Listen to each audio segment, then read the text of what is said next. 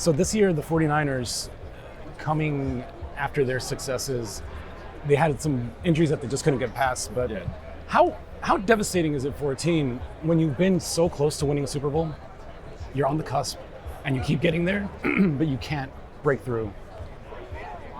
Well, I think at any time you have that kind of a year after where you were the year before, it's frustrating. We did that in 81 to 82. We just fell off the end of the earth for that season for some reason. But the seasons when you go that deep into the playoffs year after year, your body just doesn't have time to recover from that like it normally would. And so the Chiefs were lucky. They went through that earlier in the year. I don't know much about Philly's injury situation, but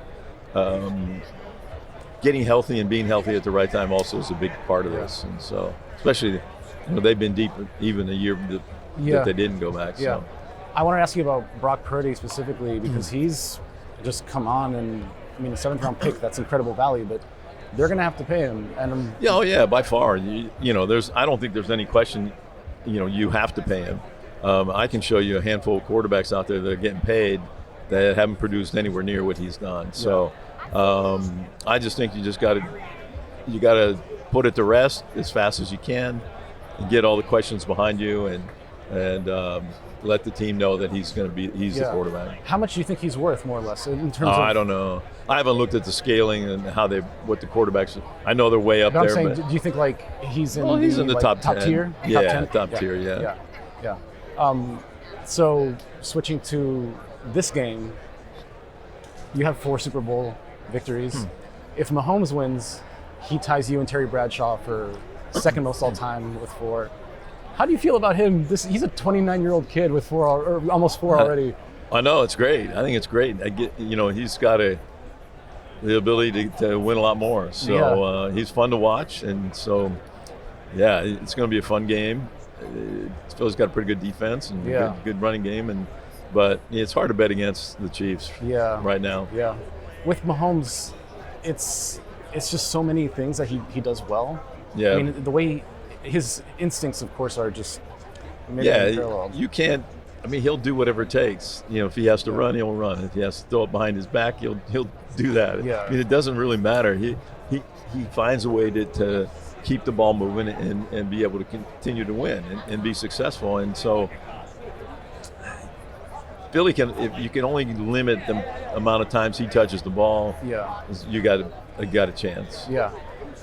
When he uses his legs, though, it's almost, I think it catches him off guard. They don't expect it. Defenses, what does that wrinkle add to his game? Well, he's not considered a runner. No. So, but he runs. Yeah. And that's why I think people think he's more of a pocket guy, which he is, but he can run, and you can't. You just have to be ready for it. I think the hardest part is with quarterbacks running, is now a lot of the guys are starting to not go down. Yes. So it's tough on the defense. So and being a quarterback myself, I understand that. But you just got to watch him because he's pretty tricky. I want to ask you, the area you played in is very different the way it's officiated. A lot of defenders that I've talked to this week, they don't love the roughing the passer and the way it's being called. I'd love to hear your thoughts about that penalty specifically and the way it's enforced. Well, I think they've taken. I kind of agree to a certain amount because you should be able to hit the quarterback. I think the thing that they were trying to stop is the problem when a guy weighs you by 100 to 150 pounds.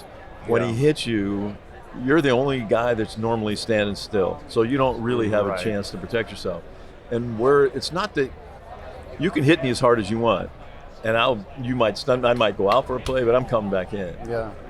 But what they do, and they say they don't, but you can tell right away, they're trying to stop where they get you off, they hit you, get you off balance, and then compress you in the ground. Yeah. And that's where guys get hurt. And that's why I say, go ahead, let them hit him, just don't let them compress him in the ground. And then they'll take care of that. The one I would be crazy about if I was a defensive back is the one where they run go routes and the quarterback throws the ball behind the guy and he tries to come back. And then I changed the penalty from yardage to 10 yards and first down, but don't give them 40, 50 yards just because that's a tough deal on the defensive back, even if you're looking back at the ball. Yeah, of course. Now I wanted to switch gears to college. We both went to Notre Dame. Notre Dame's been on this wonderful run.